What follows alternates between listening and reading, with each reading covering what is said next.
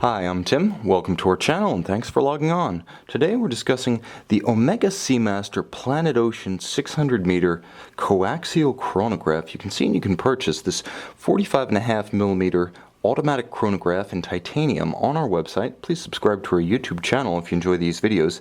And please click on the card in the upper right hand corner of the screen, the upper right hand corner, to see our full listing for this watch with accessories included, high resolution images for your desktop, and naturally full pricing details for the sale of this Omega. Now you can see on my wrist 6 1/3 inches, 16 centimeters in circumference. The largest Planet Ocean case size is quite imposing. The watch is 45mm across the narrowest diagonal of the case, which is to say about 9:3, but not including crown guards, chronograph pusher, or the helium release valve. In practice, it does feel bigger, like a 46 or a 47, and it has the thickness to match. As this watch is a robust 19.5mm thick, you'll note with the helium release valve and a little bit of outcropping cantilever to the bezel, this one's not fitting underneath any kind of tight sleeve or cuff, probably not even a sport jacket or blazer. Now from lug to lug, it's quite reasonable. 51.5mm is how this watch can appeal to normal size wrists like mine, or even slightly smaller wrists. Because the lugs don't actually hang over the edge of my 16cm wrist, I'm going to say that thanks to the lightweight titanium and the short lugs, you can wear this one on a wrist down to as small as about 15 centimeters in circumference with security and proportion. Now the watch has a beautiful blue hand-stitched rubber strap. Hand-stitched? Well, yes, that's what Omega insists. Beautifully textured, beautifully molded. It closes the gap to the flank of the case such that the watch has a very integrated look. It's also very flexible. It doesn't flare and fight your wrist. It pretty much pulls straight down. So unlike many rubber straps that are sort of pressed against the case flank and have conforming curvature to match the case, this one doesn't want to flare out and fight you. It actually works with you, bends down around a smaller wrist, and has a wonderful texture on the back that acts as a little bit of ventilation relief on a hot day so that oils on the skin, moisture, and grit can get off the skin.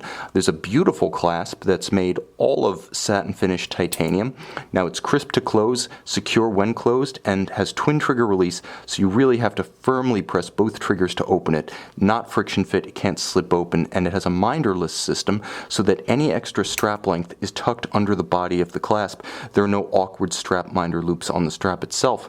Now the case is a thoroughly oversized version of the traditional Omega Professional case used on Seamaster and Speedmaster Professionals since the mid-60s. You can see its characteristic bevels and its asymmetrical flank that slightly recesses the crown as well as the chronograph pushers. Now it's beautifully finished with satin finished flanks and beautiful polished bevels. The knurled edge of the bezel is also polished, and you'll note that liquid metal is inlaid within blue ceramic about the bezel insert, quite scratch resistant. It's also glossy, rich, and beautiful, matching the gleam of the dial itself, and of course being ceramic, it's extremely scratch resistant.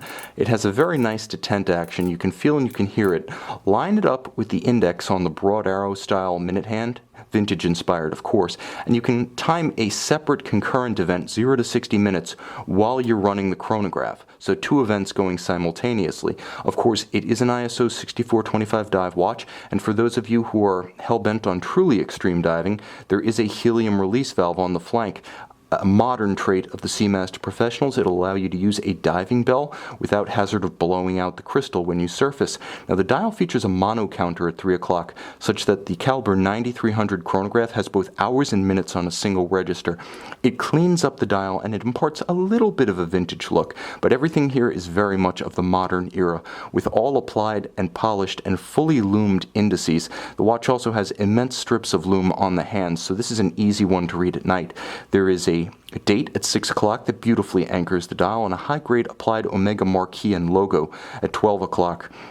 Now on the case back, you can see the caliber that does the deed, and it is a 9300 with 54 joules, twin mainspring barrels, a 60-hour power reserve, and you'll note the dual-anchored balance bridge with a fixed index. So this is both free-sprung and blessed with a dual-anchored balance bridge, Rolex style in both cases.